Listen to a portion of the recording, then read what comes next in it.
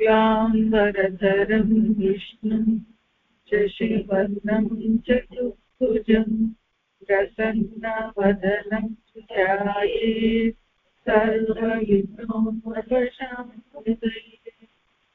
ॐ गुरुब्रह्मा गुरुर्विष्णुः गुरुदेवो महेश्वरः गुरु साक्षात् परब्रह्म तस्मै श्री गुरवे नमः।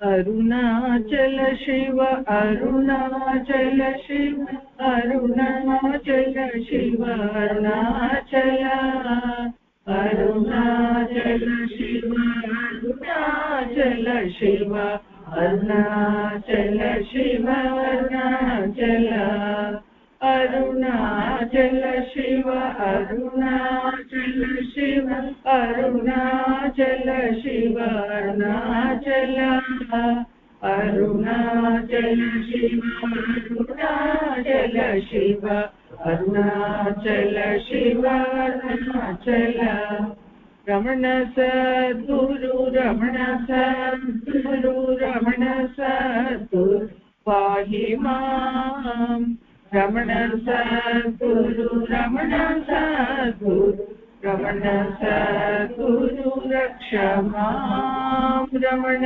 सद्गुरु रमण सद्गुरु रमण सद्गुरु पाहि मां रमण सद्गुरु रमण सद्गुरु रमण सद्गुरु रक्ष मां गिरिरूपमो गुरुरूपमो श्रीनानकारणिमाकुशरण्यं गिरिरूपमो गुरुरूपमो श्रीनानकारणिमाकुशरण्यं गिरिरूपमो गुरुरूपमो श्रीनानकारणिमाकुशरण्यं श्रीनानकारणिमाकुशरण्यं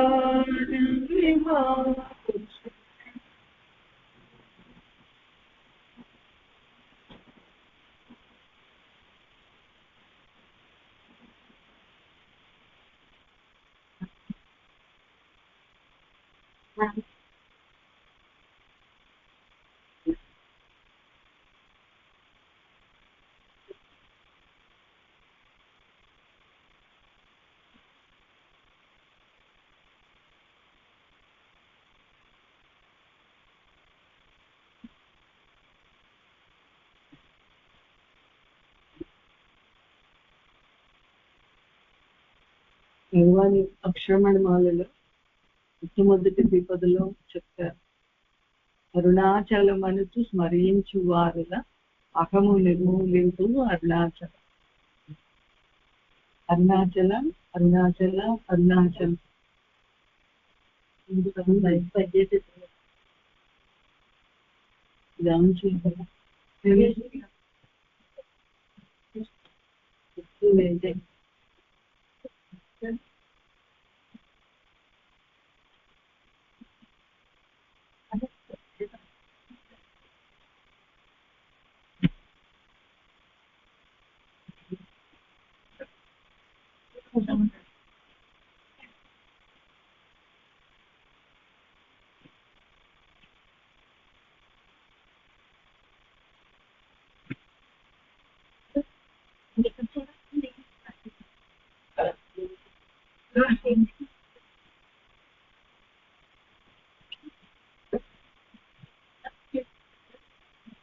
ఓం ఓం ఓం.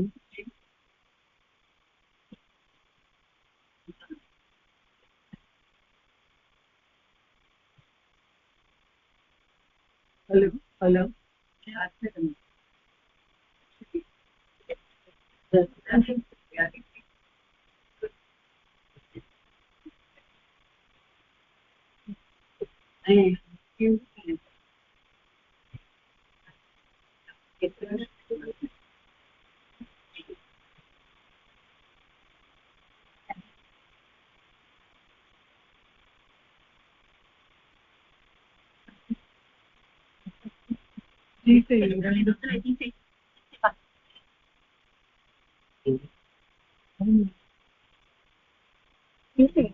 వినిపించట్లేదండి.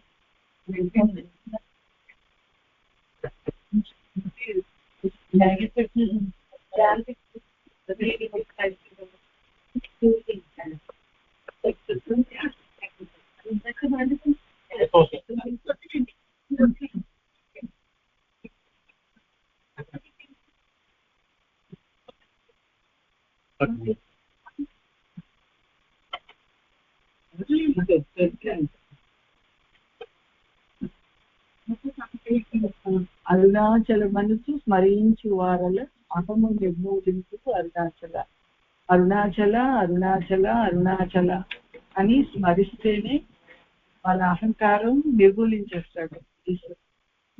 అహంకారం ఎందుకు నిర్మూలించాలి, ఎందుకు అహంకారాన్ని తీసేయాలంటే మన ఆనందానికి, మన స్వేచ్ఛకి, మన సంతోషానికి అహంకారం ఉంటుంది. ప్రపంచంలో ఉన్న వ్యక్తులు, జగత్తు, రూపనామాలు ఏవి అడ్డు కాదు, ఏది అడ్డు కాదు. మన దుఃఖానికి ఏది అడ్డు అంటే మన బాధకి మన అహంకారమే మనకు అడ్డది, ఇతరులు కాదు. కాబట్టి మనకి ఏది చెడు చేస్తా ఉందో అరుణాచలేశ్వరుడు దాన్ని తీసేస్తాడు. అరుణాచల మనసు స్మరించు వారల అహము నిర్మూలించు అరుణాచలం.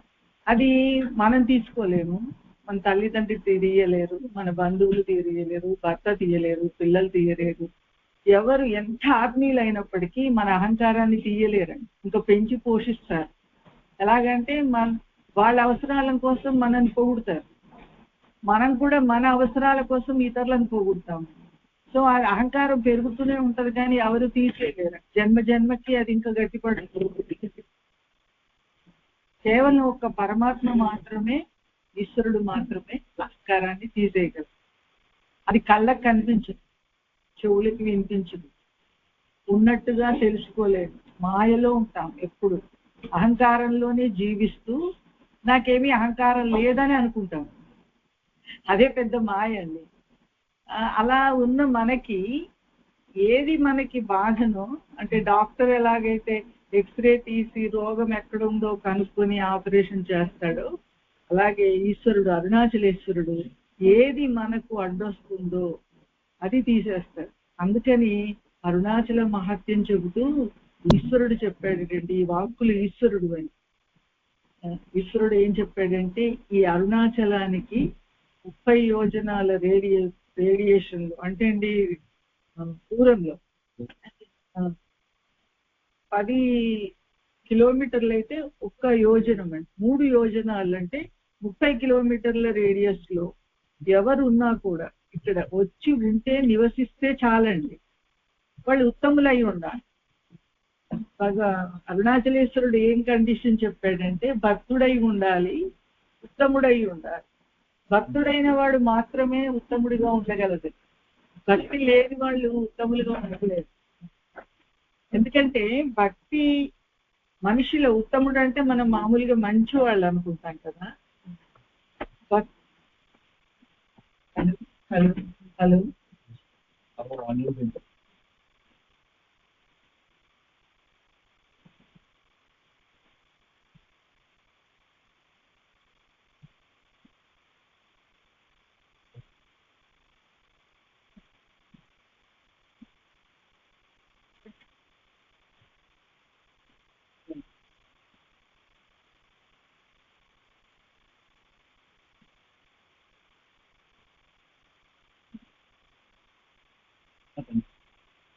ఉత్తముడైన వాడు భక్తుడు మట్టే, అంటే భక్తి ఉన్నవాడు మట్టే ఉత్తముడుగా ఉండగలరు. ఎందుకంటే భక్తి సహనాన్ని పెంచుతుంది.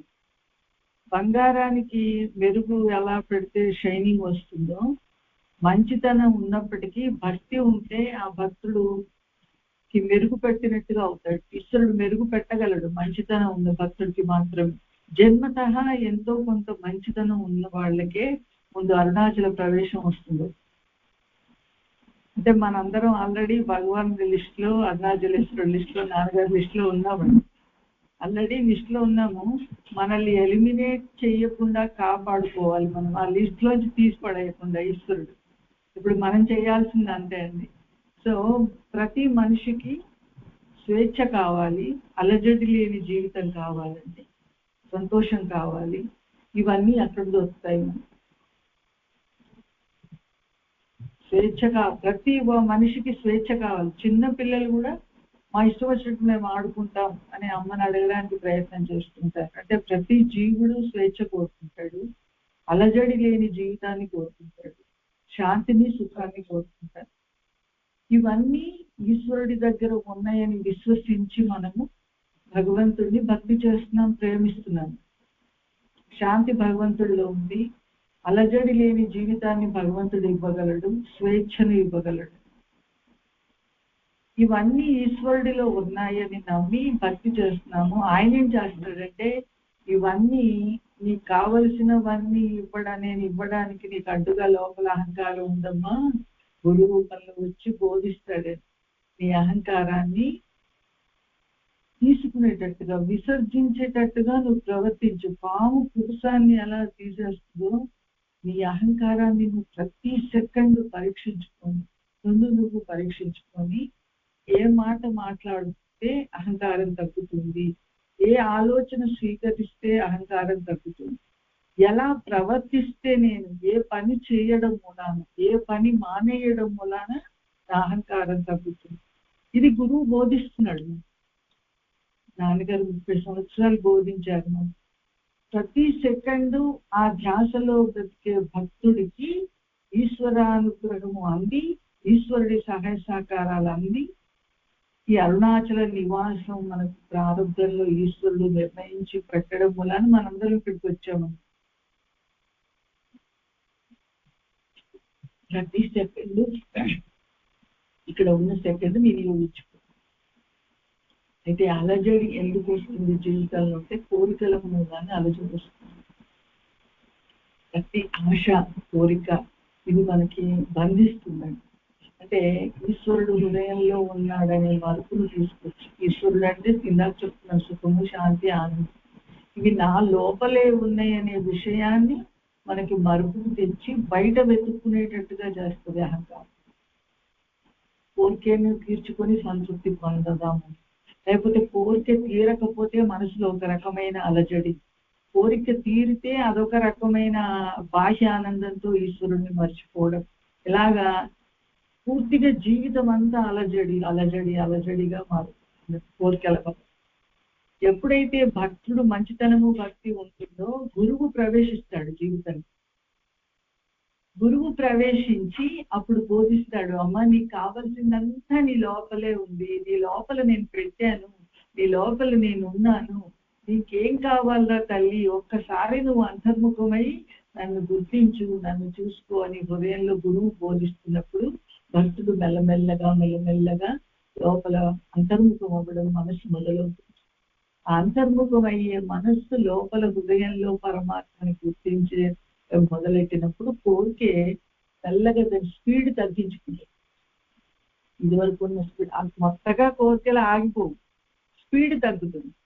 ఆ కోరికల స్పీడ్ తగ్గినప్పుడు అలజడి తగ్గుతుంది జీవితానికి. అలజడి తగ్గినప్పుడు మనకి స్వేచ్ఛ పెరుగుతుంది.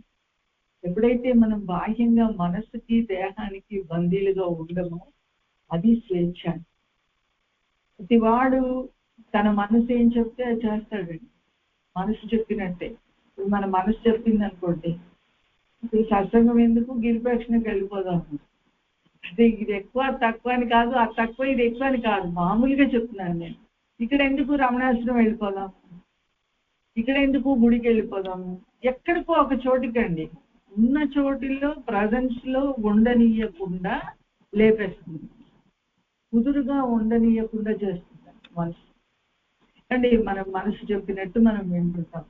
ఏ భక్తుడైతే గురువాక్కును గ్రహించి అర్థం చేసుకుని మనసును వివేకంతో తన మనసును తానే చూసుకొని నా మనస్సు నాకేం చెబుతుంది అనేది బుద్ధి వాడికి అంతర్ముఖంగా తెలుస్తుంది. లేకపోతే మామూలుగా బాహ్యంగా ఎదుటి వాళ్ళని ఎక్కువ గమనిస్తుంటాం. మనం చేసే పొరపాటు ఏంటంటే మనల్ని మనం గమనించుకోకుండా ఎదుటి వాళ్ళని గమనిస్తాం. ఆ ఎదుటి వాళ్ళని గమనించడం వల్ల మన అహంకారం పెరుగుతుందే కానీ తగ్గదండి. మన మనస్సును మనం గమనించుకోవాలి. నా మనస్సు ఎలా ఉంది, నా మనస్సు నాకేం చెప్తుంది. నాన్నగారు చెప్పేవారు, swim like a fish against mental current. చేప నీటికి ఎదురీదుతుందట. నీటి ప్రవాహం ఒకవైపు అయితే చేప దానికి అపోజిట్ డైరెక్షన్ లో వెళ్ళిపోతుంది. అలాగే నీ మనస్సు నీకు బాహ్యంగా తీసుకెళ్తుంది. దానికి అలవాటు, చంచలత్వం. మనసు స్వభావమే అదండి, దేహం వైపు లోకం వైపు తీసుకెళ్తుంది. అప్పుడు భక్తుడు ఏం చేయాలంటే దానికి ఎదురీదాలి. మనస్సుకి ఎదురీదితే ఈశ్వరుడితో ఐక్యమవుతాం. మనసు చెప్పినట్టు వెళ్ళిపోతే బాహ్య ప్రపంచంలోకి వెళ్ళిపోతాం. కాబట్టి ఇప్పుడు నేను ఇక్కడ కూర్చుని ఉన్నాను, ఈ టైం ఈ సెకండ్ ఇక్కడున్న ఆనందాన్ని అనుభవించాలి, కానీ మనస్సు ఇక్కడి నుంచి లేపడానికి ప్రయత్నం చేస్తాను. దేహంతో కలిపి నువ్వు ఇంకేదో చెయ్యి, నాకు ప్రారంభంలో లేని పని గురించి చెప్తుంది, ప్రారంభంలో లేని కోరికను తీర్చుకోమని చెప్తుంది. అలా అలజడే. అయితే గురుబోధ గ్రహించిన వాడు ఈ దేహం నేను కాదు, ఈ మనస్సు నేను కాదు అంటే ఇది నాకు అవసరం లేదు, ఉంటుందండి. మనకి నాన్నగారు చెప్పారు, కంచం ఇంట్లో ఉంటుంది. ఎప్పుడు కంచం జ్ఞాపకం వస్తుందండి? భోజనం చేసేటప్పుడు కంచం జ్ఞాపకం వస్తుంది, కానీ ఎప్పుడు కంచాన్ని మెళ్ళో వేసుకోం కదా. అలాగే ఈ మనస్సు దేహం ఒక 2 ఇన్స్ట్రుమెంట్స్ అండి. ఎందుకు ఇచ్చాడు భగవంతుడు అంటే వీటిని వాడుకొని దేహంతో గిరిప్రక్షణ చేయించు, ఆలయాలకు తిప్పు, అరుణాచలం తిప్పు, ఆశ్రమాలకు తిప్పు, సత్పురుషుల సహవాసం చెయ్యి. ఎన్ని చేసినా కూడా అండి శాస్త్రం చెప్తుంది ఏమనంటే, ఉపనిషత్తులు చెప్తాయి, ఎన్ని ఆలయాలు తిరుగు, ఎన్ని ఆశ్రమాలు తిరుగు, ఎన్ని తీర్థయాత్రలు తిరుగు, ఇవన్నీ తిరిగితే కొన్ని జన్మలకి నీకు భగవంతుడు తెలియదు, కొన్ని వందల జన్మలు. కానీ ఒక సద్గురువు సమక్షంలో నువ్వు ఒక్క సెకండ్ కూర్చుంటే చాలు. ఇవన్నీ తిరిగిన వాటికి ఏ ఫలితమో ఆ ఒక్క సెకండ్ లో నువ్వు ఆ ఫలితాన్ని పొందు. అంటే మనం అనుకోవచ్చండి, ఇప్పుడు నాన్నగారి దేహంలో లేరు కదా, మరి ఎలాగా? నాన్నగారి దేహంలో లేకపోయినా మన హృదయంలో ఉన్నారు. ఆ ప్రజెన్స్ గుర్తిస్తే చాలు. లేక ఇక్కడ మందిరం పెట్టుకున్నాం కదా, నాన్నగారి మందిరం, కాసేపు ప్రశాంతంగా అక్కడ కూర్చుంటే చాలు, అలా తిరిగి చూస్తూ కూర్చుంటే చాలు, భగవాన్ కళ్ళలోకి చూస్తూ ఆ ప్రజెన్స్ అనుభవిస్తే చాలు. అప్పటికప్పుడు రిజల్ట్. ఈ మధ్యలో పిల్లలకి కంప్యూటర్లో టెస్ట్, ఆన్లైన్ టెస్ట్ పెడుతున్నారు. కొన్ని టెస్ట్లు ఎలా ఉంటాయంటే ఆ టెస్ట్ అయిపోగానే ఇమీడియట్గా కింద మార్కులు స్కోర్ వచ్చేస్తుంది వెంబడే. ఇప్పుడు మనకి అరుణాచలేశ్వరుడు చెప్తున్నాడు ఏంటంటే, ఈ సత్పురుషుల సహవాసం, గురుభక్తి కనుక నువ్వు కలిగి ఉంటే నీకు అప్పటికప్పుడే నీ మనస్సు పవిత్రం అవుతుంది. పవిత్రమైన మనస్సు మాత్రమే భగవంతుడిని గుర్తించగలుగుతుంది. దోషభూయిష్టమైన మనస్సు బురద నీరు ఉన్నట్టుగా ఉంటుంది, లేకపోతే మసిపూసిన అర్థంలాగా ఉంటుంది. అక్కడ భగవంతుడు ఉంటాడు. లౌకికుడికి భగవంతుడి వల్లే వాడి జీవితం ఉంది. లౌకికుడికి అంటే భక్తి లేనివాడు. నాస్తికుడికి కూడా భగవంతుడి వల్లే జీవితం, భక్తుడికి కూడా భగవంతుడి వల్లే జీవితం. కానీ భక్తుడు గుర్తిస్తాడు కాబట్టి ఆనందంగా ఉండగలుగుతాడు, మిగతా ఇద్దరు గుర్తించలేరు. నాస్తికుడేమో నా అంత గొప్పవాళ్ళు లేడనుకుంటాడు. ఏమండి, లౌకికుడు అసలు ఈ విషయం పట్టించుకోడు. నేను దేవుణ్ణి నమ్మను, దేవుడు అవసరం లేదు, ఇంకా వాళ్ళ గొడవ మనకు అక్కర్లేదు. అంటే రకరకాలుగా జనాలు ఉంటారు. ఇక్కడ గురువు ఏం చెప్తున్నారంటే, ఎవరైతే సద్గురువు సహవాసం చేస్తారో వాళ్ళు మట్టికి హృదయంలో ఉన్న ఈశ్వరుణ్ణి, అరుణాచలేశ్వరుణ్ణి గుర్తించగలిగే శక్తి గురువు వాళ్ళకు ప్రసాదిస్తాడు. ఆ జన్మలోనే అప్పటికప్పుడే తరింపు చేస్తాడు గురువు. నాన్నగారు అనేవాళ్ళు, అమ్మా ఇది అరువు బేరం కాదమ్మా, క్యాష్ బేరం, ఇక్కడే వచ్చేస్తుంది మీకు అని.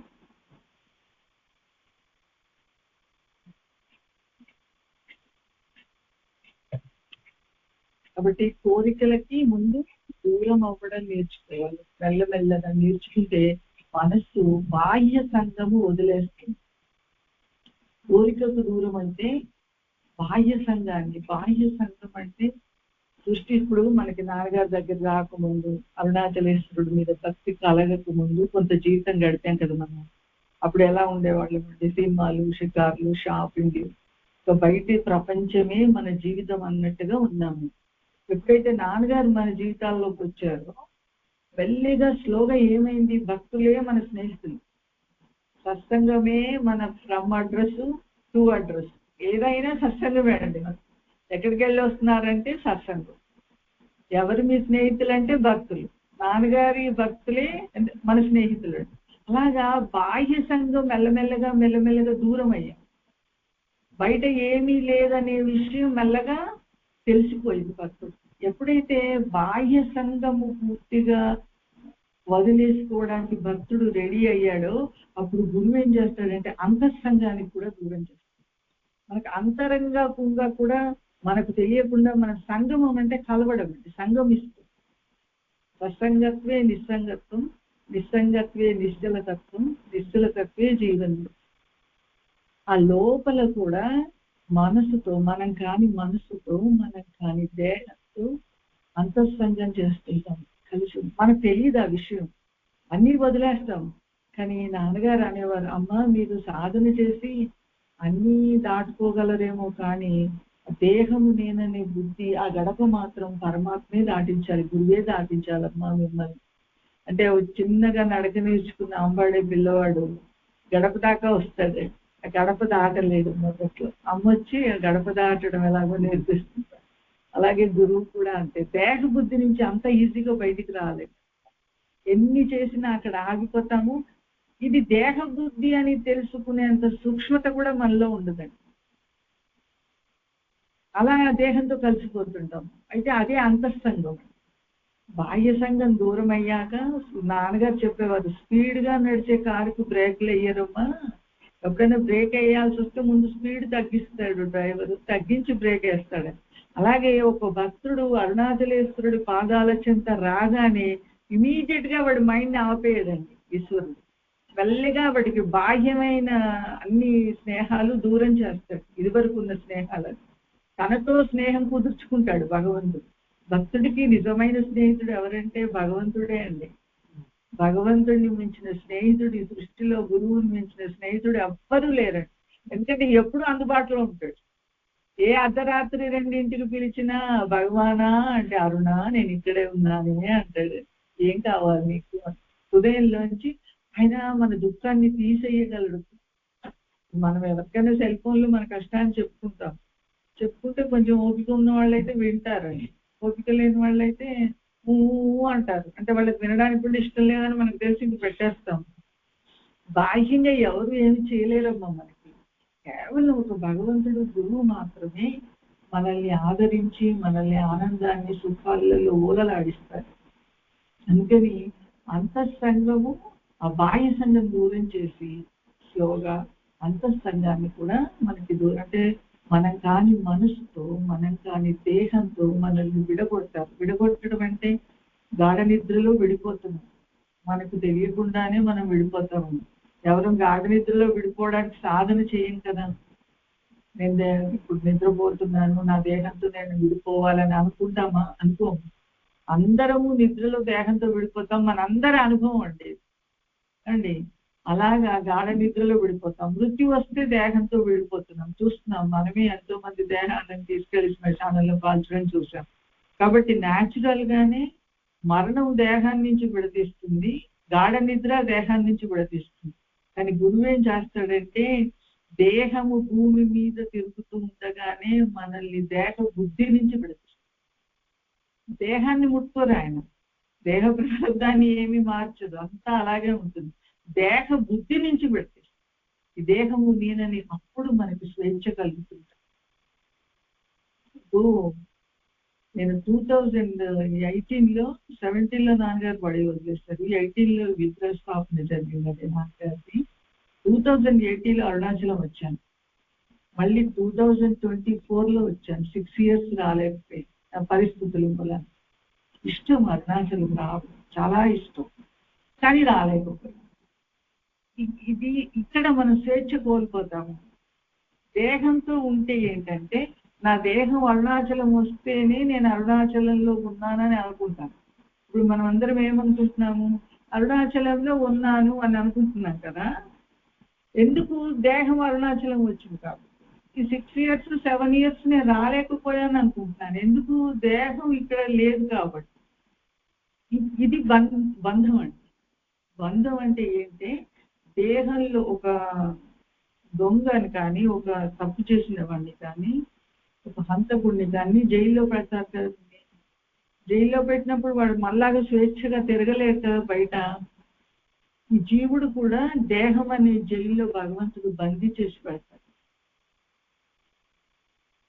కాబట్టి వాడికి దేహం ఎటు కదిలితే అక్కడ నేనున్నాను అనుకుంటాడు. మన ఆలోచనలన్నీ మన దేహం చుట్టే తిరుగుతుంటాయండి. పొద్దున్న లేచినప్పటి నుంచి దీనికి ఏం కట్టాలి, ఏం పెట్టాలి, దీన్ని ఎక్కడ కూర్చోబెట్టాలి. ఇప్పుడు ఆశ్రమానికి వెళ్తాం, వెళ్ళినా ఫస్ట్ దీని కంఫర్ట్ చూసుకుంటాం. కుర్చీ ఉందా, స్టూల్ ఉందా, నేను కింద కూర్చోలేను, భగవాన్కి దగ్గరగా కూర్చోవాలా, దూరంగా కూర్చోవాలా, ఈ అన్నిట్లలో దేహబుద్ధి కదండి.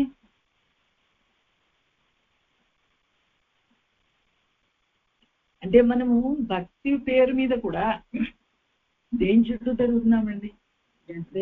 ఎన్ని ప్రదక్షిణాలు చేస్తున్నాను, ఎంత వాకింగ్ అవుతుంది నాకు రోజు.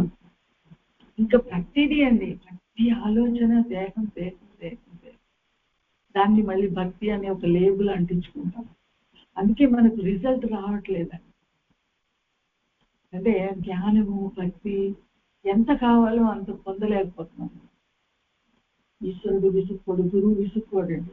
మనకు అర్థమయ్యేంత వరకు బోధిస్తాడు, మనం అనుభవించేంత వరకు బోధిస్తాడు, వదిలిపెట్టడు అండి. అందుకని దేహము జైల్లో ఒక హంతకుడు ఎలా ఉంటాడో, మనం ఇప్పుడు అంటే తప్పు చేసిన వాడు ఎలా ఉంటాడో, మనం ఈ దేహంలో జైలు లాగా దేహంలో బందీ అయి ఉన్నాం. ఏం తప్పంటే ఈశ్వరుడి సొత్తును మన సొత్తు అనుకుంటున్నాం. తప్పదండి.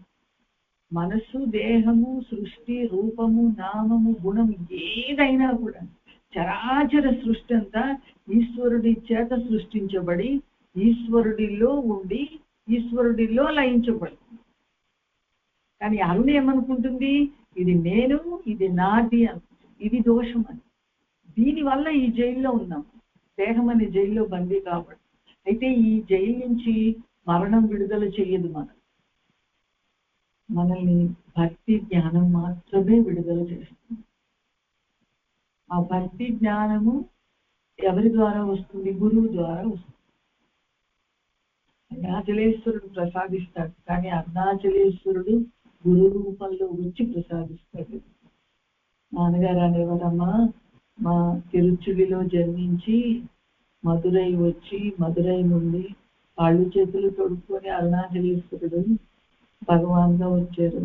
మళ్ళీ అరుణాచలేశ్వరుడే తిరుచులి వెళ్ళి మళ్ళీ అరుణాచలం వచ్చారటండి భగవాన్. గురువు ఈశ్వరుడి స్వరూపం. గురువు ఎంత చెబితే, ఎలా జీవించమని చెబితే అది కష్టమైనా కూడా మన మనసు ఒప్పుకోదండి. మన మనసు గురువాక్ని ఆచరించడానికి విన్నప్పుడు బాగుంటుంది, చాలా బాగుంటుంది. చెవులకు అమృతం పోసినట్టుగా ఉంటుంది విన్నప్పుడు. ఎంత బాగుంది, నాకు అంత వచ్చేసింది, నాకు అంతా తెలుసు. మా నాన్నగారు మాకు బోధిస్తే, నాన్నగారి దగ్గర ఉన్న నాన్నగారి ఇంట్లో ఉన్న చిలకలు కూడా ఇప్పుడు శంకరాచార్యుల వారి ఇంట్లో మండన మిశ్రుడి ఇంటికి వెళ్తే చిలకలు వేదం చదివాయటండి. అలాగే మా నాన్నగారి దగ్గర అందరికి ఎవరినైనా కదిలించండి మీరు భక్తుల్ని, పర్ఫెక్ట్ గా సబ్జెక్ట్ చెప్తారు. ఉపనిషత్తుల సారం చెప్తారు అందరూ. కొంతమంది బయటికి వ్యక్తమవుతున్నారు, కొంతమంది అవ్వట్లేదు. అందరూ చెప్పగలరండి. అందరూ చెప్పగలిగిన ఎవరి అహంకారాన్ని వాళ్ళు ఎంతమంది చిరివేసుకుంటున్నారు. మన దోమ కుడితే ఇలా అంటామండి, చీమ కుడితే ఇలా పట్టి తీసేస్తాం. ఎంత కోపంగా తీస్తామండి, చిటుక్కున గుట్టగానే తీసేస్తాం కదా. అలా ఎవరి అహంకారాన్ని వాళ్ళు ఎవరైతే తీసుకుంటున్నారో వాళ్ళు మాత్రమే ఈ జన్మలో పొందరు. అది కష్టమే, అది చాలా కష్టం. అది అంత ఈజీ కాదండి, చెప్పినంత విన్నంత ఈజీ కాదు. కానీ ఆ కష్టానికి ఓర్చుకుంటే కనుక ఈశ్వరుడు గురువు సహకరిస్తాడు. అబ్బా నేను జీరో అయిపోవాలా తండ్రి, నేను జీరో అయిపోవాలి, నన్ను నేను తీసేసుకోవాలి, నాకు నేనే అడ్డుపడుతున్నాను తండ్రి, నాకు నీ సృష్టి అడ్డుపడట్లేదు. ఆయన సృష్టి ఏంటి? ఆయన సృష్టి నా మనస్సు ఆయన సృష్టి, నా దేహము ఆయన సృష్టి, మీరందరూ ఆయన సృష్టి, నేను ఆయన సృష్టి. తండ్రి నీ సృష్టి నాకు అడ్డుపడట్లేదు, నా అర్థం కాని తనము, నా తెలివి లేని తనము నాకు అడ్డుపడుతున్నాయిరా అప్ప అని ఈశ్వరుని గురువుని వేడుకుంటే మనకు మారు మనస్సు, మారు బుద్ధిని ఇస్తాడండి ఈశ్వరుడు. ముందు భక్తుడికి ప్రేమించే తత్వం వస్తుందండి. ప్రేమించే తత్వం లేకుండా ఈశ్వరుడు పొందలేము. సృష్టి అంతా పరమాత్మదండి, సృష్టి అంతా పరమాత్మది. పరమాత్మని నాన్నగారు అనేవారు, ఈశ్వరుడు అన్సీన్ అన్హెర్డ్, కనిపించడు కళ్ళకు. ఒక రూపం ధరించి ఈశ్వరుడు అరుణాచలేశ్వరుడు, నేనే అరుణాచలేశ్వరుడు అని అలా సినిమాలో చూసినట్టే కనిపిస్తాడు మనకి? కనిపించడండి, వినిపించడు. ప్రతి జీవుడిలో ఈశ్వరుడు ఉన్నాడు. నిన్న రమణాశ్రమంలో ఉంటే అక్కడ కొద్దిగా మెడిటేషన్ హాల్లో వెళ్ళి కూర్చుంటే కుక్క వస్తుందండి చక్కగా వచ్చి, రోజు వస్తుంది, రోజు వచ్చి ఒక మూల పడుకొని కాసేపు అయ్యాక లేచి, దానికి ఎంత తెలివి అంటే వెళ్ళిపోయి మనం ఇంకా వెళ్ళలేమండి, అది భగవాన్ లోపలికి వెళ్ళిపోతుంది. ఆ కరగ సందులో వెళ్ళిపోయి భగవాన్ చుట్టూ ఒకసారి తిరుగుతుందండి, తిరిగి వచ్చి మళ్ళీ పోయి పడుకుంటుంది. ఇవాళ సోమవారం కదా, రుద్రాభిషేకం చేస్తున్నారు భగవాన్ దగ్గర. చేస్తే దానికి ఎంత జీవుడికి అంటే, భక్తుడైన వాడు ఏ దేహంలో ఉన్నా గోలక్ష్మికి భగవాన్ పట్ల అంత ఎరుక ఉండేది కదా. అలాగే ఈ రోజు నేను కుక్కని గమనిస్తుంటే అండి, అది వచ్చి ఏ భక్తులకి ఇబ్బంది కాకుండా ఇలా కుర్చీ కింద పడుతుంది. అంటే దానికోసం ప్లేస్ కూడా విడిగా చూసుకోకుండా కుర్చీ కింద ఎవరు కూర్చోలేరు కదా, అది కుర్చీ కింద వచ్చి సైలెన్స్ గా అలా సమాధిలో ఉన్నట్టు. సో ప్రతి చరాచర సృష్టి అంతా అరుణాచలేశ్వరుడు వ్యాపించున్నాడు, మా గురువు వ్యాపించున్నాడు. మనం నోట్తో చెప్తాము, ఎవరన్నా వచ్చి నాకు ఈ సీట్ కావాలంటే నేను వేసుకున్నానంటే మా వాళ్ళు వస్తారండి అంటే అక్కడ మన తేడా తెలిసిపోతుంది. నిస్వార్థంగా నువ్వు ఒక సీటే పక్క వాళ్ళకి ఇవ్వలేకపోతున్నావు అయితే అరుణాచలేశ్వరుడు హృదయం ఎలా ఇస్తాడండి? ఒక ప్రైమ్ మినిస్టర్ పదవో మినిస్టర్ పదవో ఇవ్వాలంటే ఎంతో టెస్ట్ చేస్తారు మనం కదా, ఊరికే ఇవ్వరు. రాజకీయాల్లో డబ్బు ఉందా, పరపతి ఉందా, కీర్తి ఉందా, ఎంత ఫేమస్, వీడికి ఇస్తే సీటు గెలుస్తాడా గెలవడా, ఇవన్నీ చూసిస్తారు కదా రాజకీయాల్లోనే. అంటే ఒక మామూలు పదవి ఇవ్వాలంటే, ఒక ఐఏఎస్ కలెక్టర్ కావాలన్నా అర్హత చూస్తారు, ఎన్నో టెస్టులు పెడతారు. మరి మోక్ష పదవి నీకు ఇవ్వాలంటే ఆయన సృష్టిని నువ్వు ఎంత ప్రేమించగలుగుతున్నావో నువ్వు పరీక్షించకుండా ఇస్తాడా? ఇప్పుడండి నీకు నేను నాది కంప్లీట్ గా లేకుండా పోతేనే ఆ పదవి, మోక్ష పదవి వస్తుంది. అదొక అనుభవం మోక్షం. ఆ మోక్షములో స్వేచ్ఛ ఉంది, సుఖం ఉంది, శాంతి ఉంది, ఫ్రీడమ్ అండి. ఇందాక చెప్పుకున్నాం కదా, అరుణాచలానికి 6 సంవత్సరాలు రాకపోయినా ఏ సెకండ్ కూడా అరుణాచలేశ్వరుడిని మిస్ కాకుండా జీవించానా లేదా, రావాలనే తపన ఉందండి. ఎప్పుడైతే అవకాశం వచ్చిందో రెక్కలు కట్టుకొని ఇక్కడ వాలిపోయాం. తపన ఉంది, కానీ తపన ఉన్న ప్రారంభం సహకరించదు కదండి. అప్పుడు కూడా భక్తిని వదిలిపెట్టకుండా, ఈశ్వరుడు నా హృదయంలో ఉన్నాడనే విశ్వాసాన్ని, అనుభవాన్ని వదిలిపెట్టకుండా, ఎక్కడ ఉంటే అక్కడ స్మరణ వదిలిపెట్టకుండా, ఆయన బోధించే వాక్కులను ఆధారంగా చేసుకుని జీవిస్తూ అండి నేను నాది అహంకార మమకారాలు పోగొట్టుకుంటున్నా లేదు, అది చూస్తాడండి ఈశ్వరుడు. అంతే, ఇంకేమి చూడడు. దేహ ప్రారంభాన్ని చూడడు, నీ మనసులో వాసనలు చూడడు. ఎందుకంటే అవన్నీ ఆయన సృష్టి అండి, ఆయనే తీసేసుకుంటాడు. బాధ్యత ఆయనదే. ఎన్ని వాసనలు జీవుడికి అడ్డుగా ఉన్నా, ఎన్ని బలహీనతలు అడ్డుగా ఉన్నా కంగారు పడాల్సిన అవసరం లేదు. విశ్వాసం ఒక్కటి ఉంటే చాలు, అన్నిటి నుంచి మనల్ని విడదీస్తుంది మన విశ్వాసం. నా విశ్వాసమే నా భక్తికి పెట్టుబడి, నా విశ్వాసమే నా జ్ఞానానికి పెట్టుబడి, ఈశ్వరుడి పట్ల నాకున్న విశ్వాసం. కాబట్టి జ్ఞానము లేక నీ ఆశ ధైర్యము బాప, జ్ఞానము తెలిపి గోవు అరుణాచలం. భగవాన్ అరుణాచలేశ్వరుని వేడుకోమని చెప్తున్నాడు. భగవాన్కి అక్షరమణమాలు అక్కర్లేదు, ఉపదేశారం అక్కర్లేదు, ఈ స్థుతులు అక్కర్లేదు. ఎందుకు రాశారంటే మన కోసం రాశారు. అంటే పిల్లలకి ఎలాగైతే అమ్మ మాటలు నేర్పిస్తుందో అలా గురువు ఎలా వేడుకోవాలి పరమాత్మ అనేది నేర్పిస్తాడండి. ఆ నేర్పించడం కోసం ఇవన్నీ మనకు అందించారు పరమాత్మ. ఆ విపదలు అంటారండి, జ్ఞానము లేక ఈ ఆశ దైన్యము నాకు జ్ఞానము లేదు.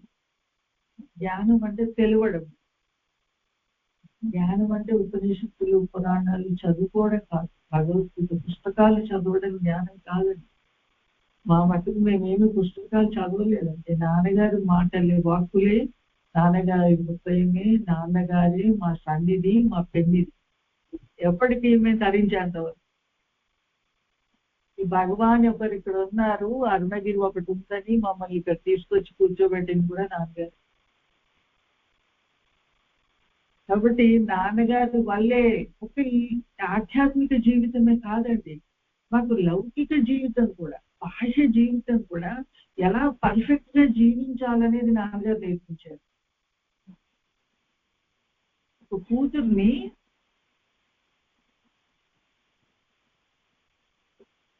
జనక మహారాజు భార్య సీతమ్మకు పెళ్ళై అత్తవారిని పంపేటప్పుడు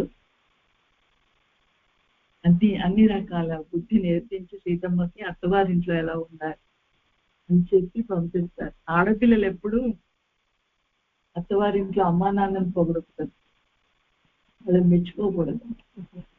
తన అక్క చెల్లెళ్ళని, తన అన్నదమ్ముల్ని, తన తల్లిదండ్రుల్ని అత్తవారింట్లో మెచ్చుకోకూడదు. లోపల ఎంతో ఇష్టం, ప్రేమ ఉంటుంది ప్రతి ఆడపిల్లకి. తల్లిదండ్రి పట్ల, తల్లిగారు వాళ్ళంటే చాలా ఇష్టం ఉంటుంది, కానీ పైకి ఎక్స్ప్రెస్ చేయకూడదు. అది సీతమ్మకి చెప్తారు. అన్ని రకాల చెప్పి పంపిస్తారండి. అత్తవారింట్లో ఎలా మసులుకోవాలి, మామగారితో ఎలా ఉండాలి, అత్తగారితో అలా మా నాన్నగారు అది కూడా నేర్పించారు. నన్ను మా సిస్టర్స్ బ్రదర్స్ అంతా అనేవాళ్ళు, అక్క నీకు లౌకికం తెలియదే, నీకు ఎలా బ్రతకాలో ఎలా మాట్లాడాలో నీకు తెలియదే అక్క అనేవారు. నాకు నాన్నగారి దగ్గరికి వచ్చాక అర్థమైంది అసలు లౌకికం అంటే ఏంటో కూడా. బయట అంటే బయట ఎలా బ్రతకాలో నేర్పించారండి. ఎవరు ఎలా ఉంటారు, మాకు ఎలా జీవించాలో తెలిసేది కాదండి. ఎక్కడ ఎలా ప్రవర్తించాలి, ఎక్కడ ఎలా మాట్లాడాలి అని అన్ని రకాల మాకు బాహ్య జీవితాన్ని, భర్తతో ఎలా ఉండాలి, అత్తమామలతో ఎలా ఉండాలి, అంటే ప్రేమగా ఎలా ఉండాలి, ఎలా సేవ చెయ్యాలి, ఎలా వాళ్ళ హృదయాలను గెలుచుకోవాలి, అది నేర్పిస్తూ మెల్లిగా మాకు తెలియకుండానే మమ్మల్ని లోపలికి చూపిస్తారు. ఉన్నదంతా లోపల ఉందమ్మా అనే విషయం మాకు దృఢపడే. నాన్నగారు ఉన్నన్ని రోజులు మేము నాన్నగారి చుట్టూ పరుగులు అండి. మాకు తెలియదు ఏం జరుగుతుందో మా జీవితాల్లో కూడా, మాకు గమనించుకునే టైం కూడా లేదండి. తెల్లవారితే నాన్నగారి దగ్గరికి వెళ్ళిపోయి పడిపోవాలి, ఆయన ఎదురుకుండా కూర్చోవాలి, ఆ సీట్ కావాలి, అందరికీ కావాలి. 1000 మంది ఆయన దగ్గరికి వెళ్తే 1000 మందికి పంచి సీటే కావాలి, అలా కూర్చుంటుందండి. ఇంకా ఆ రోజు ఆ ముందు వరుసలో కూర్చున్న వాళ్ళకి ఏనుగునెక్కినంత బలం అండి. వాళ్ళ ఫేస్లు మెరిసిపోయేవండి.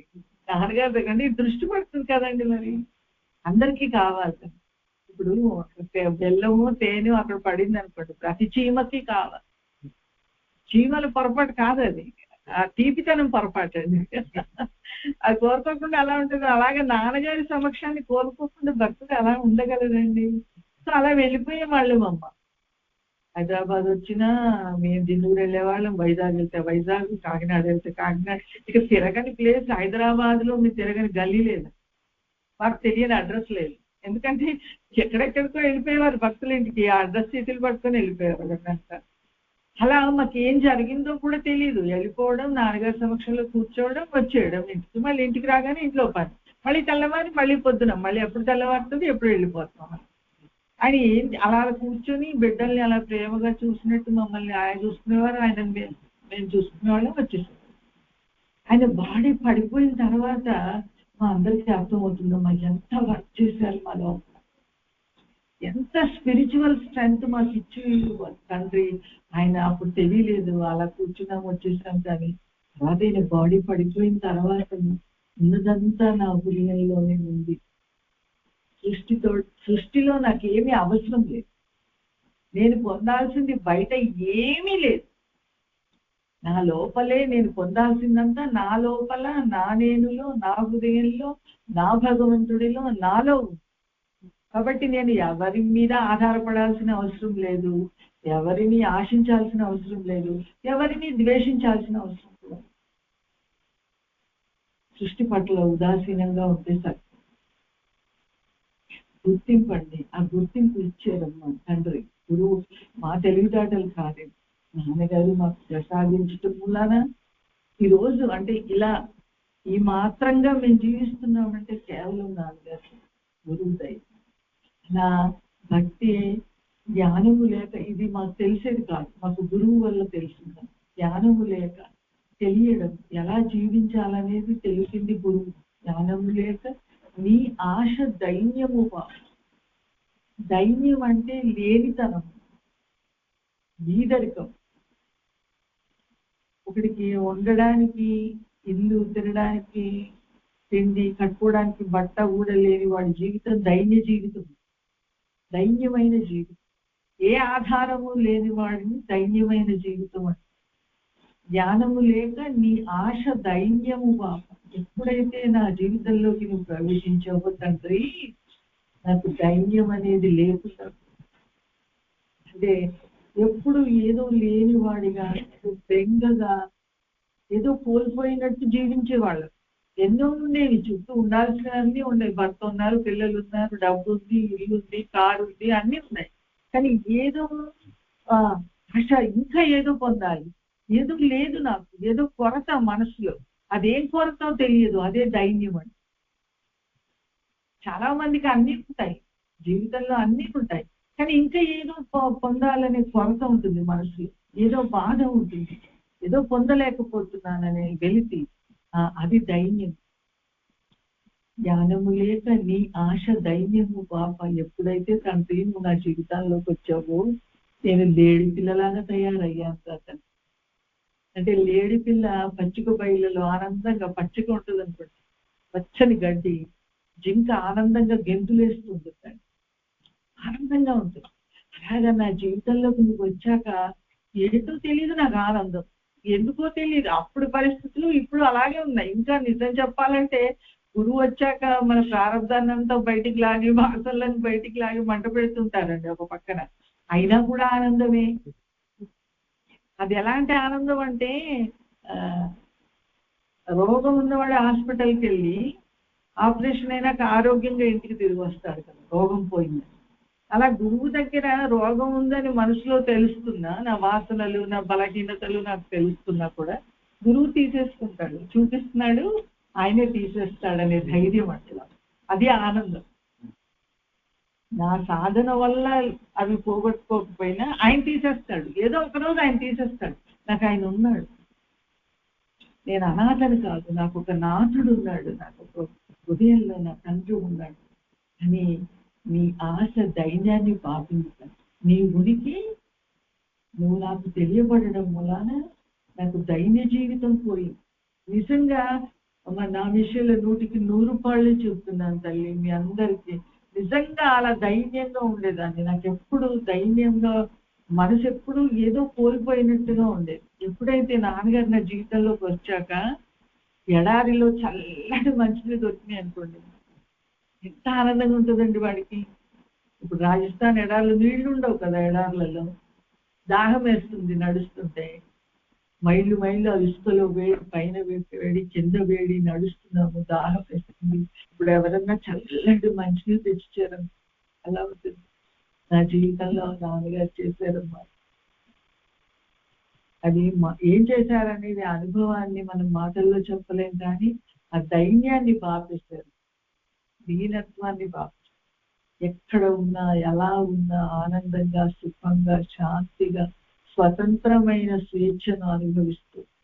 అంటే ఇప్పుడు ఇలా ఉన్నాం అనుకోండి, మా నాన్న ఏదో కావాలి, ఆనందపడాలనే ధ్యాస. నాన్నగారు భగవాన్ సరిపోతుంది, అరుణాచలం సరిపోతుంది, అంతే.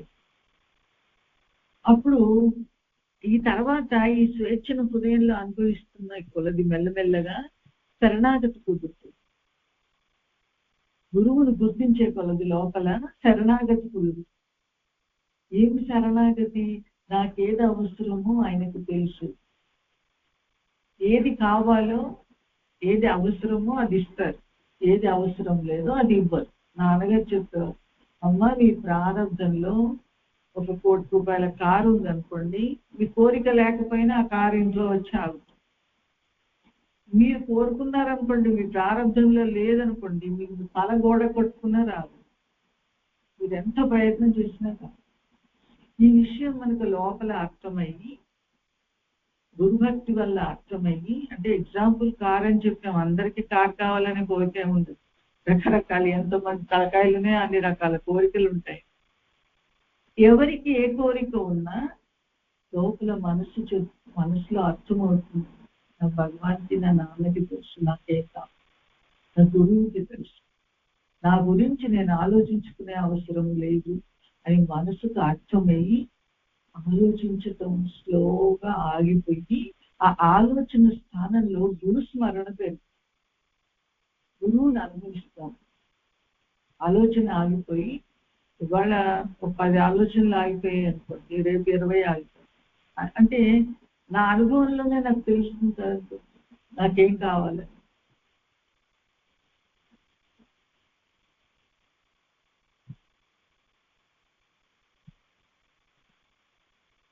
నా బుద్ధిలో నాకు తెలిసి నా అంతటా నేను ఆగిపోవడం వేరు, బలవంతంగా నన్ను ఎవరన్నా ఆపడం వేరు. నా మనసుని నేను బలవంతంగా ఆపితే ఆగదండి. శరణాగతి చెందు, లోపల నాన్నగారు ఉన్నారు, మీకు కావాలంటే చూసుకుంటారు, ఆగి మనసు అంటే ఆగదు. దానికి అనుభవంలో తెలిసిందనుకోండి, నాకేం కావాలో నా నాన్నగారు చూస్తున్నారు, నా జీవితంలో ఏది అవసరమో నాకు అది ఇస్తారు అనే విషయం మనసుకు అర్థమైతే ఆలోచించడం ఆపాలి.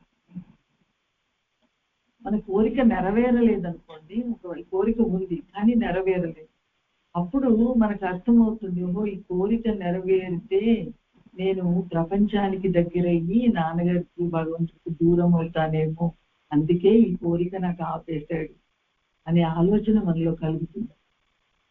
దుఃఖం రాదు. గురువు బోధ వినకముందు కోరిక నెరవేరకపోతే దుఃఖం వస్తుంది. గురువు బోధ విన్నాక, భక్తి పెరిగాక కోరిక నెరవేరకపోతే దుఃఖం రాదు సరికదా, స్వేచ్ఛ పెరుగుతుంది. స్వేచ్ఛ పెరుగుతుంది. ఎందుకంటే మనస్సు నుంచి దేహం నుంచి విడిపోతుంటాం స్లోగా. జైలు నుంచి విడుదల పొందిన వాడు ఎలా స్వేచ్ఛగా తిరగలడం బయట, అలాగే మనం మనసు నుంచి విడిపోతా ఉంటే హృదయాల్లో విహరించగలం, భగవంతుడిలో విహరించగలం, స్వేచ్ఛగా విహరించగలం. దేహం ఉంటే ఇప్పుడు మనం ఒక అరుణాచలంలోనే తిరుగుతాం, కారు వేసుకొని వెళ్ళామనుకోండి, 1000 కిలోమీటర్లు ప్రయాణం చేస్తాం, ఆ తర్వాత కూడా ఆగిపోవాలి, దేహం అలసిపోతుంది, ఎక్కడో ఒక చోట ఆగిపోవాలి.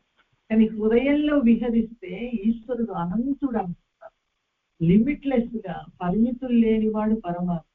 మనము పరమాత్మతో కనుక కలవడం అలవాటైతే మనం కూడా ఈ పరిమితమైన దేహం నుంచి, పరిమితమైన మనసు నుంచి విడిపోయి అనంతమైపోతాను, వ్యాపిస్తాం. ఇక్కడ నాన్నగారు అనేవారు, అమ్మాయి గోడ పక్కన ఏముందో మనకు తెలీదు, కానీ భగవంతుడు అంటే అది అలాంటి వాడు కాదమ్మా.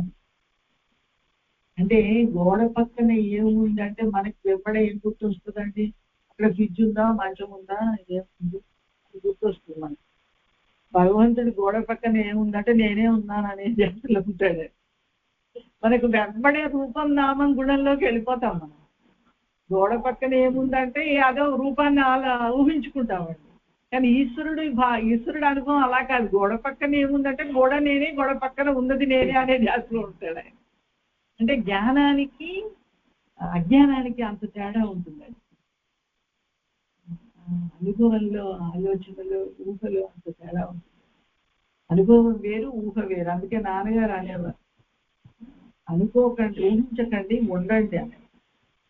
అంటే భగవంతుడిగా ఉండటం నేర్చుకోండి. భగవంతుడు ఎలా ఉంటాడో, గురువు ఎలా ఉంటాడో, నాన్నగారు కూడా తిరిగాం కదా, నాన్నగారిని చూశాం కదా, నాన్నగారు ఎలా ప్రేమించేవారు, ఎలా మర్చిపోకునేవారు, ఆయన జీవితం ఆయన ఎలా జీవించారు, ఆయన ఏం కట్టుకునేవాళ్ళు, ఏం తినేవారు, ఎంత సింప్లిసిటీగా ఉండేవారు మనందరం చూసాం కదా.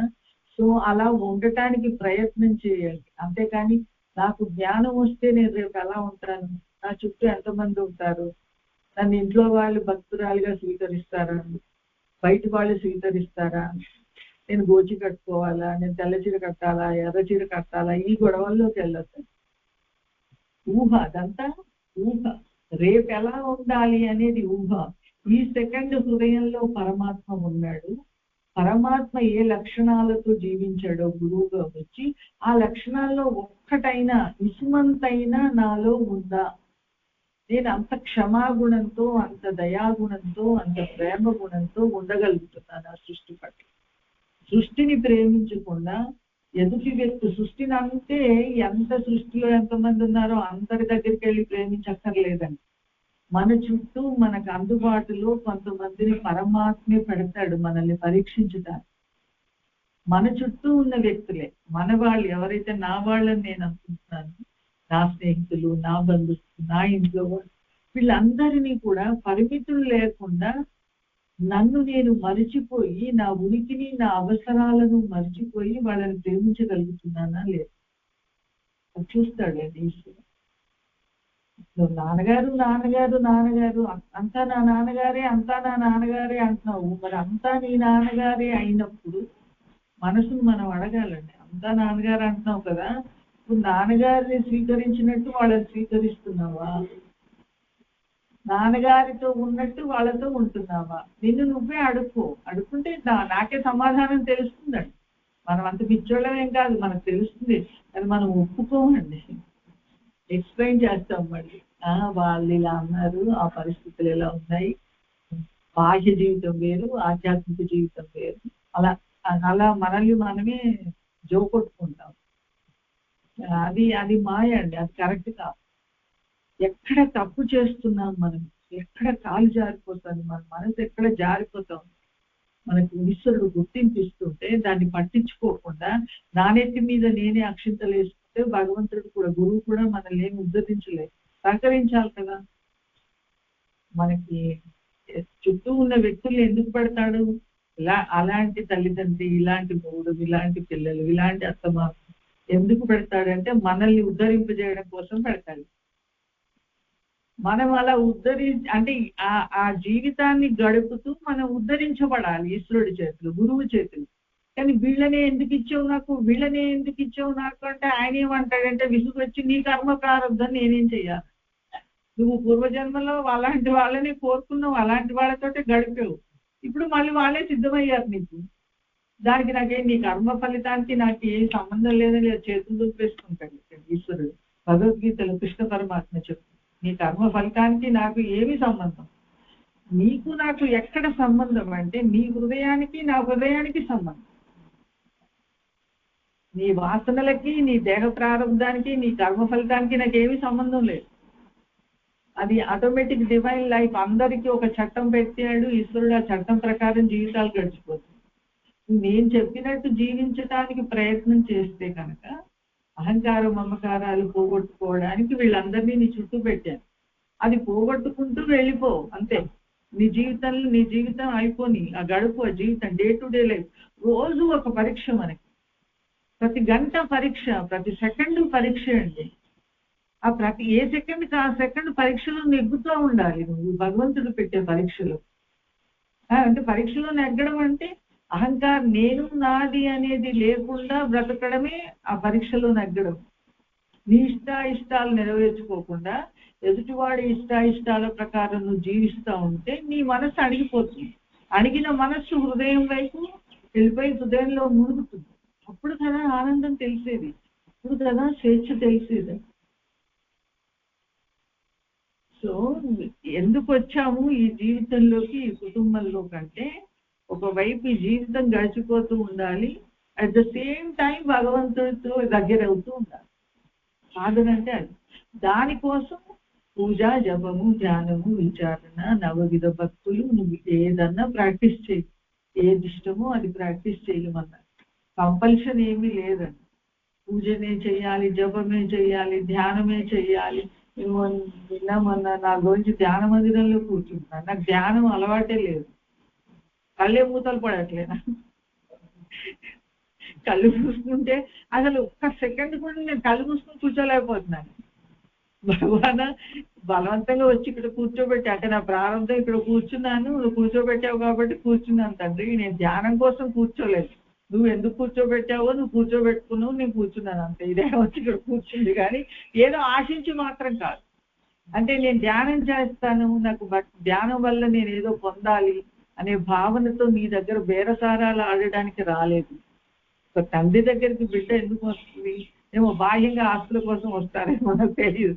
నేనైతే ఏ ఆశ లేకుండా ఇక్కడ నువ్వే తెచ్చి కూర్చోబెట్టుకున్నావు అనే విషయం నాకు అర్థమవుతాం. ఎందుకంటే ఈ ప్రారంభంలో నీ సంకల్పంలో లేకుండా నీ దగ్గరికి రాలేను. నాన్నగారు ఒకసారి చెప్పారు ఏంటంటే, రాముడి సంకల్పానికి విరుద్ధంగా గడ్డి కోచ కూడా కదలు. మరి అలాంటప్పుడు ఈ చైతన్యంగా దేహం ప్రాణం ఉంది, లోపల సంకల్పం ఉంది, భగవాన్ దగ్గరికి వెళ్ళి కూర్చోవాలని. పొద్దున్నే తెల్లవారుజామునే 4 గంటలకు లేచి స్నానం చేసి వచ్చి నీ దగ్గర కూర్చున్నాను. ఇదంతా నీ దయ లేకుండా జరగట్లేదు కదా, నువ్వే కూర్చున్నావు. నువ్వే కూర్చోబెట్టుకుంటే వచ్చి కూర్చొని మళ్ళీ నీ నుంచి నేను ఎలా డిమాండ్ చేస్తానండి? ఇది నీ పని అని నాకు తెలుస్తున్నప్పుడు దీనికి బదులు నేను వచ్చి కూర్చున్నాను, నేను ధ్యానం చేస్తున్నాను అని ఎలా అనుకోగలను? దేహం నువ్వు ఇచ్చిందే, జీవిత కాలం నువ్వు ఇచ్చింది, ఆయుష్ నువ్వు ఇచ్చిందే, సంకల్పం నువ్వు ఇచ్చిందే, సొత్తు నీదే. కూర్చో, అక్కడ ఉన్నది భగవానే, ఇక్కడ ఉంది భగవాన్ శక్తి, ఇక జరిగిందంతా భగవానే. ఇంకా కోరుకునేవాడు మిగిలిపోతున్నాడండి. అరుణ అనేది మిగిలిపోతే కోరుకుంటాడు, నేను ధ్యానం చేస్తానని అనుకుంటాను. అది పోగొట్టుకోమంటున్నాడు. నేను నాది అది మెల్లగా పోతుందండి. సడన్ గా ఒకే రోజు 30 ఏళ్ళ నుంచి నాన్నగారు చుట్టూ తిరుగుతుంటే నాన్నగారి దయ వల్ల ఇప్పుడు కొంచెం ఏది అడ్డో తెలుస్తూ ఉంది. పోగొట్టుకునే ఇంకా రాలేదు శక్తి, ఇది అడ్డం తెలుస్తూ ఉంది. ఇది పోగొట్టుకోవాలి, ఇది మాకున్న రోగము, ఇది పోగొట్టుకోవాలి. ఇలా తెలిపి ఎప్పుడో ఆ రోగం నుంచి బయటపడేస్తాడు. నువ్వే ఆ రోగం నుంచి బయటపడేస్తాడు.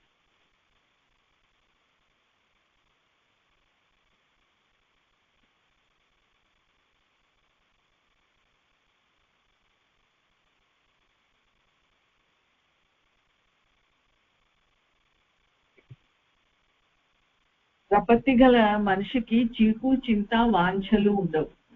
శరణాగతి చెందిన వాడికి అటండి చీకు చింత ఏమి ఉండదు, హాయిగా ఉంటాడు. భగవాను ఒకసారి భక్తుడు భగవాన్ కింద ఆశ్రమం ఏర్పడ్డ తర్వాత అండి, పెద్ద ఆశ్రమం అంత కట్టడాలన్నీ ఏర్పడ్డాయి కదా గిరిపాదం. ఇప్పుడు ఒక భక్తుడు వచ్చి అడుగుతారు, భగవాన్ మీరు గిరిపైన ఉండేవారు కదా, మొదట్లో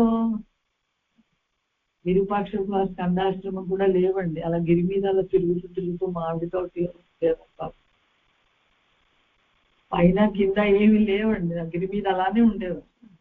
సో అప్పుడు భగవాన్ ఏమంటారంటే అండి, అప్పుడు మకుటం లేని మహారాజు లాగా ఉండేవాడు. ఎలా ఉండేవారు భగవాన్ అప్పుడు మీకంటే? మకుటం లేని మహారాజు లాగా ఉండేవారు. అంటే అంటే మనకి ఇలా భగవాన్ చేతులు పెట్టేవారండి. భిక్షకి వెళ్ళినప్పుడు చేతులు పెడితే భగవాన్ చేతుల్లో గిన్నె ఉండదని తెలుసు అందరికి, ప్లేటు గిన్నె ఏమి ఉండదని. ఆ అమ్మ కలిపి లోపలే అన్నం కలిపేసి తెచ్చి ముద్ద వేసేది.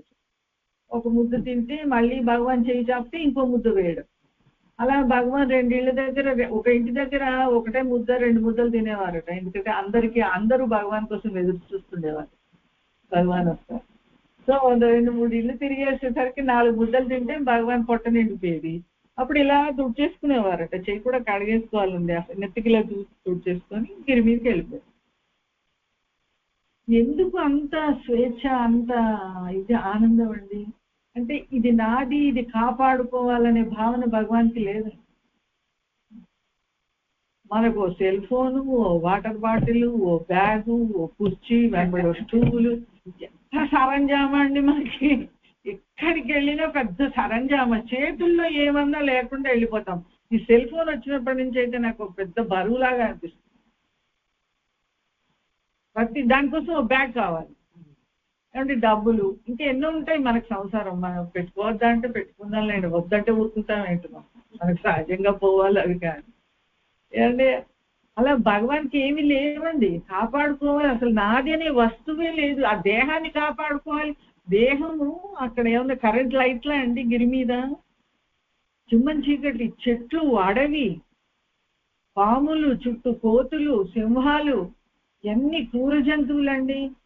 దేహాన్ని కాపాడుకోవాలనే ధ్యాస కూడా లేదు. ఎందుకంటే ఈ దేహం ఈశ్వరుడు కాపాడుతున్నాడు, ఇది భగవంతుడిది అనే ధ్యాసలో ఉన్నారు భగవాన్. మనం భగవానా అని 1000 సార్లు అంటామండి, ఒక్కసారి కూడా ఒక్క సెకండ్ జీవితంలో భగవాన్ లాగా ఉండలేదు. ఆయన బోధ వింటారు, అది ఆయనకు తెలుసండి. ఏ రోజు మనం కొంచెమైనా ఆయన మీద భారం వేయగలుగుతామో, ఒక్క ఆలోచన. అడవిలో ఉండక్కర్లేదండి, కరెంటు పోతే మళ్ళీ బాధ, కరెంటు వచ్చేదాకా ఫ్యాన్ లేకుండా ఎలా పడుకుంటాను, ఫ్యాన్ లేకుండా. అప్పుడు అడగాలి మన మనస్సుని, భగవాన్కి ఏమున్నాయి, నువ్వు భగవాన్ నా గురువు అని చెప్పుకునే అర్హత నీకుందా అరుణ అని నన్ను నేను అడుకోవాలి.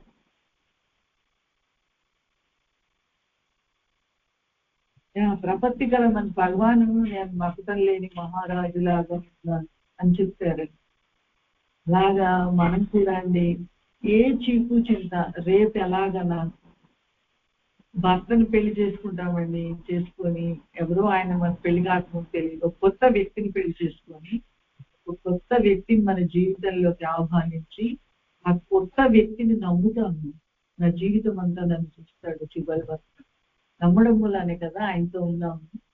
మరి భగవంతుడిని గురువుని ఒక జీవిత కాలంలో వచ్చిన భర్తని నమ్ముతున్నావు, కొన్ని వందల జీవితాల నుంచి భగవంతుడు కూడా ఉంటున్నాడు, ఆయన నమ్మవా అని ఎవరిని అడగాలి? నీ మనసును పడుకో.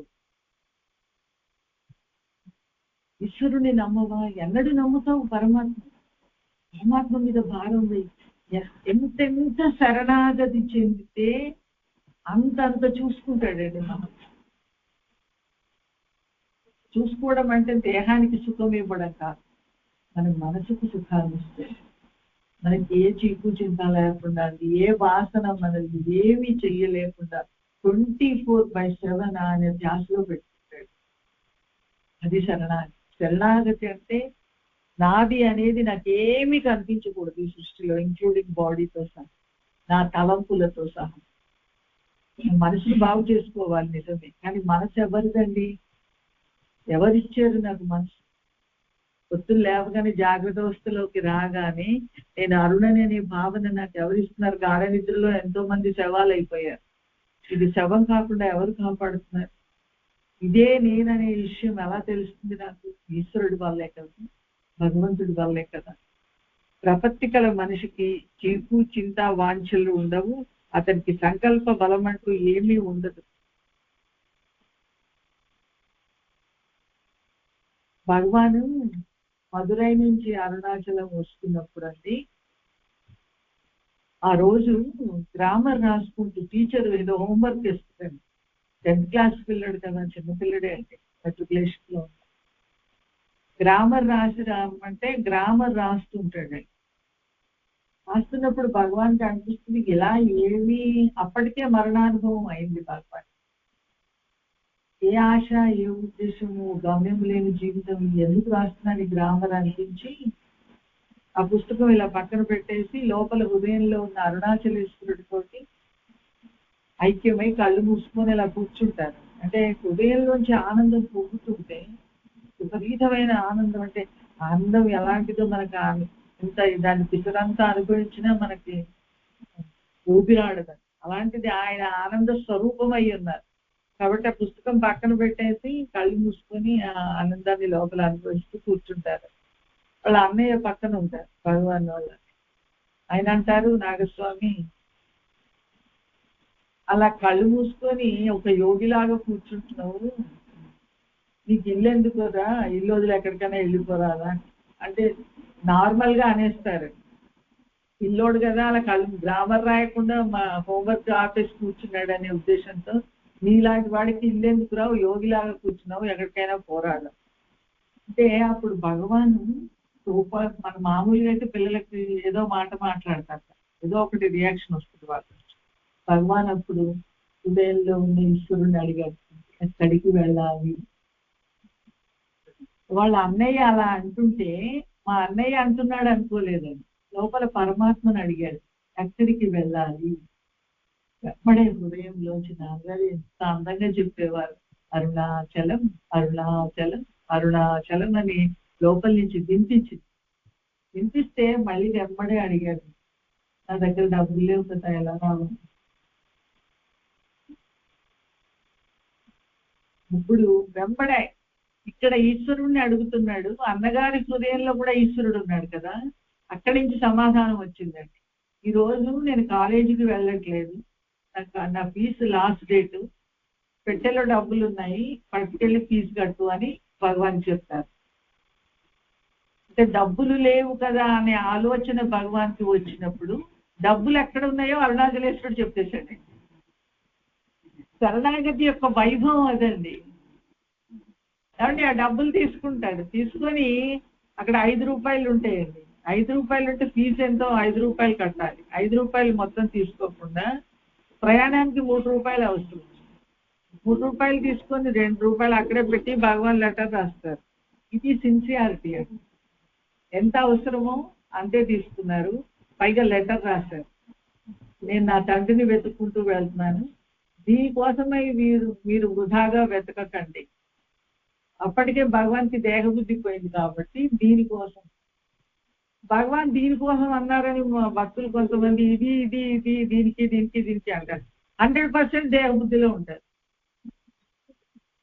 మాటలో మాత్రము దీనికి అది దీనికి ఇది దీనికి అలా, అది దేహబుద్ధి పోగొట్టుకోవడం కాదు, ఇంకా వినేవాళ్ళు కన్ఫ్యూజ్ అయిపోతారు, కొత్త వాళ్ళు ఎవరి గురించి మాట్లాడుతుంది అనుకుంటారు. వాక్కులో వ్యవహారంగానే ఉండాలి, లోపల ఈ దేహము నాదనే స్వార్థ బుద్ధి ఉండకూడదు. ఇది తినాలి, ఇది తినకూడదు, ఇలా ఉండాలి, ఇది కట్టుకోవాలి, ఇది కట్టుకోకూడదు, ఇవన్నీ ఉన్నాయి కదా మనకి. మరి అదంతా దేహబుద్ధే కదా. ఇది అన్నంత మాత్రాన్ని దేహబుద్ధి పోయినట్ట అండి కాదు, భగవాన్కి చెల్లుతుంది అది. భగవాన్ పోగొట్టుకున్నారు ముందు, దేహబుద్ధిని పోగొట్టుకున్న తర్వాత దేహాన్ని ఇది అన్నారు. మనం ముందు దేహబుద్ధిని పోగొట్టుకోవాలి, అది పోగొట్టుకున్నాక మనం ఏది అనక్కర్లేదండి. ఎదుటి వాళ్ళకు మన ప్రవర్తన తెలుపుతుంది, మనం ఎంత దేహబుద్ధిలో ఉన్నాము, ఎంత నేను నాదిలో. ఎందుకంటే ఎదుటి వాళ్ళ హృదయాల్లో కూడా ఈశ్వరుడే ఉంటాయి. మనం ఎవరిని తక్కువ అంచనా వేయకూడదు. నాన్నగారు ఎప్పుడు చెప్పేవారు, నీ ఎదురుగా ఉన్న వాళ్ళు నీకంటే పై స్థాయిలో నిల్చోబెట్టి మాట్లాడు, నాకంటే ఎక్కువ తెలుసు అని అనుకోని మాట్లాడు. నాకంటే తక్కువ తెలుసు అని మాట్లాడేవనుకో, వాళ్ళకి ఎక్కువ తెలుసు అనుకో, నువ్వు ప్రమాదంలో పడుతుంది. నువ్వు అజ్ఞానం అని గుర్తిస్తారు, నీకేమీ తెలియదనే విషయం గుర్తిస్తారు. చెప్పారండి, బుద్ధిమంతులు పైకి మాట్లాడారమ్మా, మౌనంగా ఉంటారు, వాళ్ళకి అన్నీ తెలుసు. మాట్లాడట్లేదు అన్నంత మాత్రాన వాళ్ళకి తెలియదు అనుకుంటాం, కానీ అన్నీ తెలుసు వాళ్ళు. కానీ మాట్లాడే అవసరం లేక మాట్లాడారు. ఎందుకంటే నీ హృదయంలో ఉన్న పరమాత్మ నీకే ఎన్నడో ఒక రోజు చెప్తాడు, తెలియపరుస్తాడు. ఇప్పుడు డబ్బులు తీసుకోనండి, లెటర్ రాసి పెట్టి భగవాన్ దీనికోసం వెతకండి మీరని చెప్పి వెళ్తారు. శరణాగతి చెందితే పైగా ఆ రోజు ట్రైన్ లేట్ అవుతుందండి. భగవాన్ ఏ ట్రైన్ అయితే వెళ్ళాలో ఆ రోజు ఆ ట్రైన్ లేట్ అవుతుంది. లేట్ అయితే భగవాన్ టికెట్ అరుణాచలం డైరెక్ట్ ట్రైన్ ఉందో లేదో, ఏ ట్రైన్ వెళ్తుంది ఏం అడగరు. 2 గంటల దాకా టికెట్ కొనుక్కొని దాంట్లో వెళ్ళి కూర్చుంటే అరుణాచలేశ్వరుడే ఒక మౌల్వి, ఒక సాధువు వేషం వేసుకొని భగవాన్ ఎదురుకుండా కూర్చుంది. భగవాన్ అలా కళ్ళు మూసుకొని కూర్చుంటారు ట్రైన్ ఎక్కి. మనం కిటికీల్లోంచి ఇలా చూస్తుంటాం కదా, అలా చూడరు భగవాన్. దృష్టి అవసరం లేని స్థితిలో ఉన్నారండి ఆయన. కళ్ళు మూసుకొని కూర్చొని చాలాసేపు అయిన తర్వాత ఒక చోట ఆకలేస్తుంది, చిన్నపిల్లోడు కదా, ఆకలేసినప్పుడు కళ్ళు తెరుస్తారు. తెరిస్తే రేగిపళ్ళు ఉంటాయి కదా, రేగిపళ్ళు స్టేషన్లో ఎవరో అమ్ముతూ వస్తే ట్రైన్ దగ్గరికి 2 రేగిపళ్ళు కొనుక్కుంటారు తన దగ్గర ఉన్న డబ్బులతో. కొనుక్కున్నప్పుడు అప్పుడు ఎదురుగుండా ఒక సాధువు కూర్చుంటారు. భగవాన్ ఎక్కడికి వెళ్తున్నావు బాబు అంటారు. అరుణాచలం తిరువణామలై వెళ్తున్నాను. ఎక్కడ దిగుతావు, టికెట్ ఎక్కడ కొనుక్కున్నావు అంటే దిండిగల్లు దాకా కొనుక్కున్నావు. కాదు, ఇది ట్రైన్ అరయనెల్లు దాకా వెళ్తుంది అని చెప్తారు. నెక్స్ట్ స్టేషన్ ఏదో చెప్తారు. చెప్తే మళ్ళీ దిండిగల్లు దిగిపోయి 4 రోడ్లు తిరిగి ఎలా వెళ్ళాలో తెలియకండి అరేనల్లూరు ఆకలి వేస్తూ ఉంటుంది. ఒక చోట రోడ్డు మీద అక్కడ కూర్చుని పడిపోతారండి బాగా, ఆకలి తట్టుకోలేక. చిన్నపిల్లలు కదా, సరిగ్గా హోటల్ ముందర, ఆ కాలంలో హోటల్ పూటగుళ్ళ వాళ్ళు పెట్టేవారు కదా వండి, అక్కడ పడిపోతే అతను చూసి ఈ అబ్బాయి ఎవరు చిన్నపిల్లడు పాపం అని ఆ హోటల్లో వండిన ఫుడ్ కొంచెం తెచ్చి పెడతారు. ఆకలి వేస్తుంది అని అడుగుతారు. మనం ఎవరినైనా అలా అడుగుతామండి ఆకలి వేస్తుంటే? మనకి ఎంత అభిమానమో, తినమంటేనే తినమండి. ఓవైపు ఆకలి వేస్తున్నా తినమండి. నాన్నగారు ఈ విషయం చెప్తారు నాన్నగారు, మీరు ఎవరింటికన్నా వెళ్తారనుకోండమ్మా, మీకు ఆకలి వేస్తుంది అనుకో, వాళ్ళు ఒకవేళ పెడితే మొహమాటానికి వద్దంటారు, మీరు అలా అనకండి, అది అహంకార లక్షణం. మీకు లోపల ఆకలి వేస్తున్నప్పుడు వాళ్ళు తినమని అడిగినప్పుడు ఇంత తినొచ్చు కదా, మన అహంకారం అడ్డొస్తుంది అంటే బతిమాలించుకోవాలి, వాళ్ళు బలవంతంగా పెట్టాలి, మనకి ఏదో మర్యాదలు చెయ్యాలి. ఇలాంటి వాటి నుంచి ఎంత విడుదల చేశారో అండి మమ్మల్ని నాన్న. జీవితం ఎంత సాఫీగా చేశారో మాకైతే. అసలు బరువు దిగిపోయిందండి మాకు. ఎంత పెద్ద బరువు మా బుర్రలోంచి దించేశారు తండ్రి. అంటే భగవాన్ అరుణాచలేశ్వరుడికి శరణాగతి చెందిన జీవితం అలా ఉంటుందండి. శరణాగతి చాలా ఈజీ అనుకుంటాం. మనం ఏమనుకుంటామంటే విచారణ కంటే శరణాగతి చాలా ఈజీ, నేను శరణాగతి చెందితే అన్ని నావి చూసుకుంటాడు. అన్ని అంటే ప్రారంధాన్ని ఏమి ముట్టుకోడండి ఆయన. శరణాగతి చెందకున్నా శరణాగతి చెందినా ప్రారంధం అదే ఉంటుంది. శరణాగతి చెందిన భక్తుడికి ఈ దేహం ఈశ్వరుడి చేతిలో ఉంది, పరమాత్మది అని తెలుస్తుంది. కాబట్టి వాడు దాన్ని ఎక్కువ ఆ లోపల ఉన్న జీవుడండి దేహాన్ని వాడుకోవడానికి ప్రయత్నం చేయడు. అప్పుడు ఘర్షణ ఆగిపోతుంది. దేహం మీద ఆధారపడడం తగ్గిస్తాడు, అప్పుడు ఘర్షణ ఆగిపోతుంది. శరణాగతిలో ఉన్న వైభవం అదండి.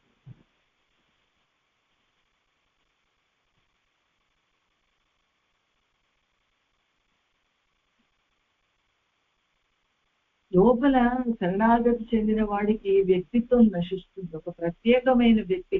అరుణ భగవాన్ ఇద్దరు ఉండారండి శరణాగతి చెంది. జీవుడు పరబ్రహ్మము, జీవుడు దేవుడు ఇద్దరు ఉండరు, ఒక్క దేవుడే మిగిలిపోతాడు. కాబట్టి ఇంకా తన గురించి తను ఏమీ ఆలోచించుకోడండి. ఈ సెకండ్ లేచిన తర్వాత నేను గుడికి వెళ్ళాలా లేక ఆశ్రమంకి వెళ్ళాలా ఎక్కడికి వెళ్ళాలనే ఆలోచన కూడా అంటే వృధా అనిపిస్తుంది వాడు. ఆ టైం కూడా వృధా. ఎందుకంటే తీసుకెళ్తారు. ప్రధానమంత్రి ఉన్నాడు అనుకోండి, ప్రధానమంత్రి షెడ్యూల్ అంతా డిసైడ్ అయిపోయి ఉంటుంది కదండి. పొద్దున్న నుంచి సాయంత్రం వరకు ఏ మీటింగ్స్ అటెండ్ కావాలి, ఆ మీటింగ్స్ అటెండ్ అయ్యేటప్పుడు ఏ డ్రెస్ కోడ్ ఉంటుంది, ఏ డ్రెస్ వేసుకొని వెళ్ళాలి, అక్కడ ఏ పాయింట్స్ మాట్లాడాలి, అన్ని secretary time to time arrange చేసి పెడతాడు ప్రధానమంత్రి. భక్తుడు ప్రధానమంత్రి కంటే గొప్పగా జీవిస్తాడు. వాడికి బాహ్యంగా ఆడంబరాలు ప్రధానమంత్రికి ఉన్నట్టు ఉండవచ్చు, కానీ ఎవ్రీ సెకండ్ లోపల నుంచి స్ఫురణ వాడికి భగవంతుడు ఇస్తుంటాడు. వాడి గురించి వాడు ఏం ఆలోచించుకోడు, చాలా ప్లెయిన్ మైండెడ్ తోండి. తెల్లటి కాగితం ఎలా ఉంటుందో భక్తుడు మనసు అలా ఉంటుందండి. వాడు ఆ కాగితం మీద ఏమి మనసు మీద రాసుకోడు, ఈరోజు ఇచ్చేయాలి ఈరోజు ఇచ్చేయాలి, అలా తెల్ల కాగితం లాగే ఉంటుంది. వాడికి భగవంతుడే వాడిని నడిపిస్తూ ఉంటాడు. పైగా భగవంతుడు వాడిని నడిపిస్తున్నట్టు, వాడి శరణాగతి చెందుతున్నట్టు, వాడి భక్తి అంత లోతుల్లో ఉన్నట్టు పక్కవాడికి కూడా తెలియలేదు. రహస్యంగా పెడతాడు.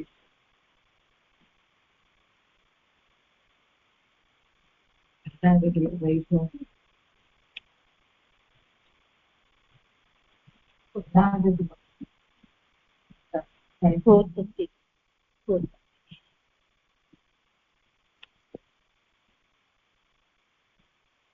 దృష్టి మంచిది కాదు, చెడ్డది కాదు, అంతే. అది అంతే. మనస్సే అన్నిటిని ఊహించుకుంటుంది, తనకు అనుగుణంగా వాక్యాన్ని ఎంచుకుంటుంది.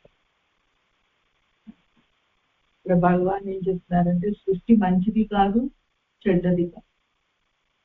ప్రతి వ్యక్తి ఎవ్వరు కూడా అండి పూర్తిగా మంచి వాళ్ళు కాదు, పూర్తిగా చెడ్డవాళ్ళు కాదు. మన మనస్సే మనకు వాళ్ళని మంచి వాళ్ళుగా చూపిస్తుంది. నా కొడుకు నా కూతురు తప్పు చేశారనుకోండి, నేను సమర్థిస్తాను. అదే తప్పు వేరే వాళ్ళ పిల్లలు చేస్తే విమర్శిస్తాను. మరి ఎందుకు అలాగా పక్షపాతం? అంటే నాది అనేది ఉంది కాబట్టి అక్కడ తేడా వచ్చేస్తుంది. అందుకని నా దృష్టిని బట్టి నాకు సృష్టి కనిపిస్తుంది, కానీ నిజంగా సృష్టి మంచిది కాదు, చెడ్డది కాదు. భగవంతుడిలో మంచి లేదు, చెడు లేదు. అయితే మరి మనందరిలో చెడు ఉంది కదా, గురువు మనల్ని దూరంగా పెట్టాలి కదా. మరి నాన్నగారు మనల్ని ఎందుకు కూర్చొని ఇచ్చారు ఎదుర్కొంటా, అయినా ఇలా చూసుకుంటూ కూర్చునేవారు.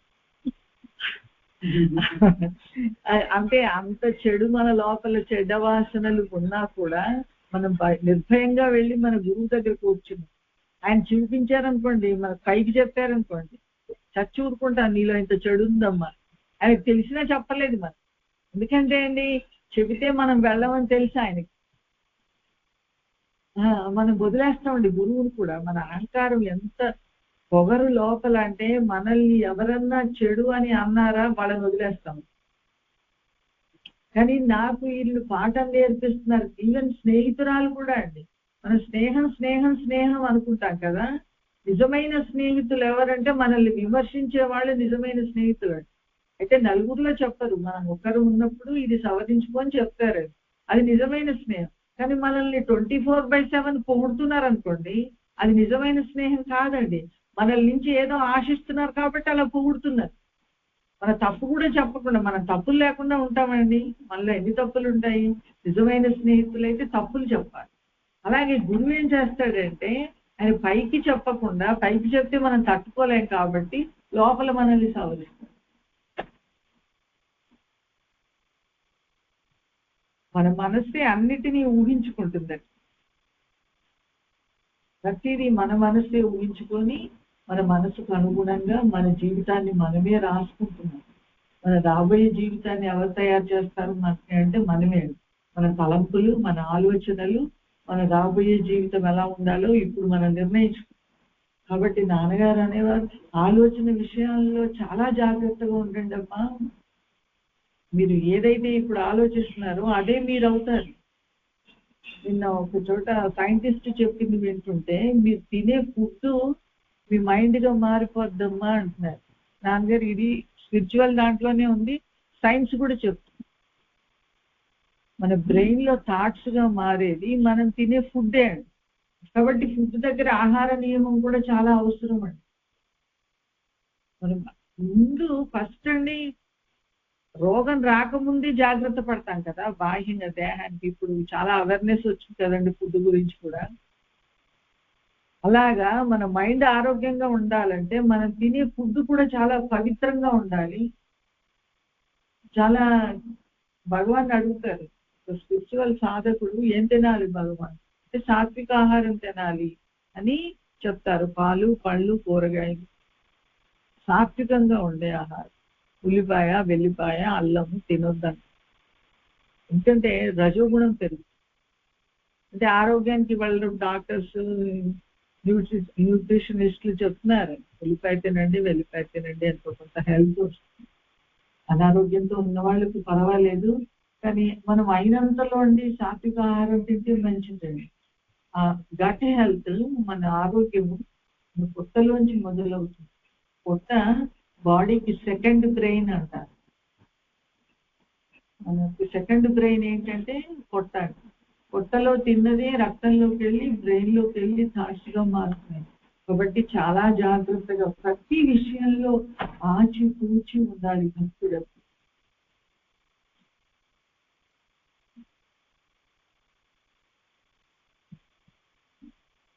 భగవాన్ అనేవారు దేహమే ఒక రోగము, దేహం రావడమే ఒక రోగం. దేహం ఉన్న ప్రతి మనిషి రోగంతో ఉన్నవాడు. దేహ బుద్ధి ఉన్న ప్రతి మనిషి రోగానికి ఇంకో రోగం రాకుండా అలా ఏదో ఒకటి వస్తుంది. జీవితంలో దేహం వచ్చిన తర్వాత రోగం రాకుండా ఉండదు, వస్తుంది. కానీ రోగాన్ని చుట్టాన్ని మీకు మర్యాదలు చేసినట్టు రోగానికి మర్యాదలు చేయొద్దు. భగవాన్ ఒక భక్తుడు అడుగుతారని, భగవాన్ మీకు క్యాన్సర్ పుండు వచ్చింది కదా భుజం మీద, దాని మీద జలగలేస్తారు. జలగలు రక్తం పీలుస్తాయి కదా, చెడు రక్తం అంటారు. 4-5 జలగల్ని వేసేసి కట్టుబడతారు. కట్టుకడితే అవి ఆ జలగలన్నీ రక్తాన్ని సక్ చేస్తూ ఉంటాయి. రక్తంతో తడిచిపోతుంది. భక్తుల ఎదురుకుండా కూర్చొని భగవానా మీకు నొప్పి తెలియట్లేదా భగవాన్ అని అడుగుతారు. అడిగితే భగవాన్ అంటారు, నాకు దేహం ఉందని, దానికి 2 చేతులు ఉన్నాయి, ఒక చేతి మీద పుండేస్తుంది, రక్తం కారుతుందని మీరు చెప్తే నాకు తెలుస్తూ ఉంది. పెయిన్ లేదా భగవాన్ అని మళ్ళీ అడుగుతారు. There is pain but no suffering అంటారు. ఇది ఎన్నిటిలో ఎంత తేడా మనం ఇది అర్థం చేసుకుంటే ధన్యోస్మైంది. భగవాన్ ఏమంటారు, there is pain but no suffering. Pain అక్కడ ఉందని తెలుస్తుంది. ఏమంటే మన చిన్ని బుర్రే పనిచేస్తుంటే జ్ఞాని బుద్ధి అండి, అది సృష్టిలో అంతటా వ్యాపించి ఉన్న ఆయనకి తన దేహంలో ఏం జరుగుతుందో తెలియదా? మొత్తం ఎన్ని లోకాలు ఉన్నాయో అన్ని లోకాల్లో వ్యాపించి ఏం జరుగుతుందో ఒక్క సెకండ్ లో తెలుసుకోగల శక్తి ఉంది భగవాన్కి. తన దేహంలో ఏం జరుగుతుందో తెలియకుండా అలా ఉంటుంది. భగవాన్ అంటారు నొప్పి ఉంది బట్ నో సఫరింగ్. నొప్పి, అయ్యో నొప్పి, కుయ్యో మొర్రో అనేవాడు లేడు అక్కడ. నొప్పి తెలుస్తుంది కానీ ఆ నొప్పితో తాదాత్మ్యం లేదండి. మనసు అక్కడ మనసు లేదు కాబట్టి ఆ నొప్పితో కలిసి లేదు. అనంతమైన ఆనందం. మనకి ఆ స్థితి ఎలా ఉంటుందో మన మనసుకు అందదండి. మనం ఊహించుకోవడానికి ప్రయత్నం చేసినా మనసుకు అందదు. అంత నొప్పి ఉన్న దాంతో విడిపోయి ఎలా ఉన్నారు భగవాన్ అనిపిస్తుంది. ఎలా ఉన్నారంటే ఆయన అరుణాచలేశ్వరుడితో తాదాత్మ్యం చెందారు. అక్కడ నొప్పి లేదు. ఎక్కడ నొప్పి లేదో అక్కడ భగవాన్ ఉన్నారు. నొప్పి ఉన్న చోట భగవాన్ లేరు. మనం నొప్పి ఉన్న చోట మనం ఉంటాం కాబట్టి మనకు అది నొప్పి తెలుస్తూ ఉంటుంది, బాధపెడుతుంది. పూర్ణంగా ఈశ్వరుడితో తాదాత్మ్యం చెంది ఉన్నారు భగవాన్ కాబట్టి అలా ఉండగలిగారు. దేహానికి టాప్ మోస్ట్ ఇంపార్టెన్స్ ఇస్తాం. చల్లగా తగ్గించుకోవాలి.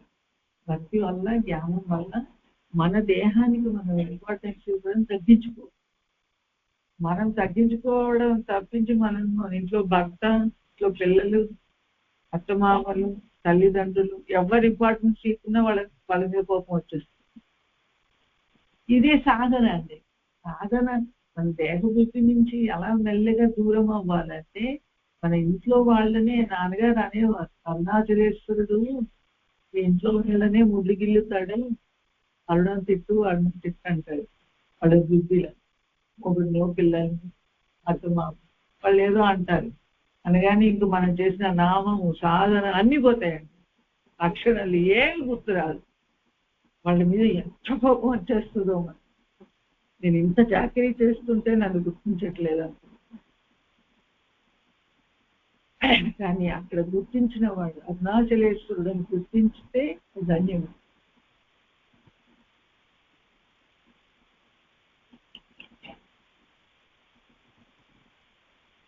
హృదయ కుహర మధ్యే